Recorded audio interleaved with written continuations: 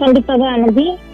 தற்பொழுது மறைந்த பாக்யராஜ் உடலுக்கு தமிழ்நாடு முதலமைச்சர் விஜய் தற்பொழுது அஞ்சலி செலுத்தி வருகிறார். அதன் காட்சிகளை நம்மால் நேரடியாகவே பார்க்க முடிகிறது.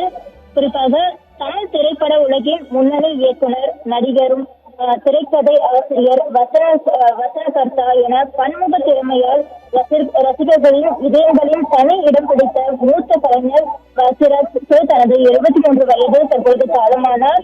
உடல்நலக்குறைவு காரணமாக சென்னையில் உள்ள தனியார் மருத்துவமனையில் சிகிச்சை பெற்று வந்த இவர் இன்று திடீரென ஏற்பட்ட மாரடைப்பு காரணமாக உயிரிழந்துள்ளார். அவரது மறைவு தற்போது தமிழ் திரை உலகினரையும் அரசியல் தலைவர்களையும் இலக்கியத்திலும் அதாவது கோடிக்கணக்கான ரசிகர்களையும் பெரும் அதிர்ச்சியிலும் சோகத்திலும் ஆழ்த்தியுள்ளது. குறிப்பாக இவர் 1953ஆம் ஆண்டு ஜனவரி மாதம் ஈரோடு மாவட்டத்தில் வெள்ளிக்கோவிலில் பிறந்துள்ளார். இவர் இயக்குனர் பாரதி ராஜாவின் உதவி இயக்குனராக தனது திரைப்பயணத்தை தொடங்கினார். 16 வயதினிலே கிழக்கே போகும் ரயில், சிகப்பு ரோஜாக்கள் உள்ளிட்ட திரைப்படங்களில் உதவி இயக்குனராகவும் கதாசிரியராகவும் பணியாற்றி தனது திறமைகளை வெளிப்படுத்தியிருந்தார்.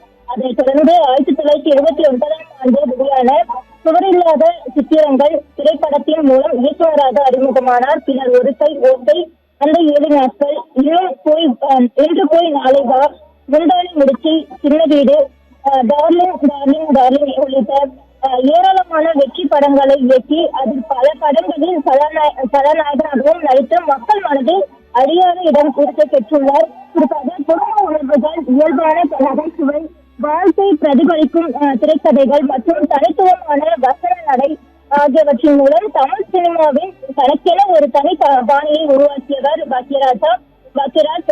அதே போல அவர் திரைக்கதை அமைப்பும் கதை சொல்லும் விதமும் இன்றளவும் பல இயக்குநர்களின் முன்மாதிரியாக கருதப்படுகிறது. குறிப்பாக திரைத்துறையில் அவர் ஆற்றிய பங்களிப்பாக முந்தானை முடிச்சு திரைப்படத்திற்காக சிறந்த நடிகரான பிலிம்பேர் விருதும், அதே போல தமிழக அரசின் பல திரைப்பட விருதுகள் மற்றும் 2014ஆம் ஆண்டு சினிமா வாழ்நாள் சாதனை விருது உள்ளிட்ட பல உரிய கௌரவங்களை பெற்றிருக்கிறார். அதே போல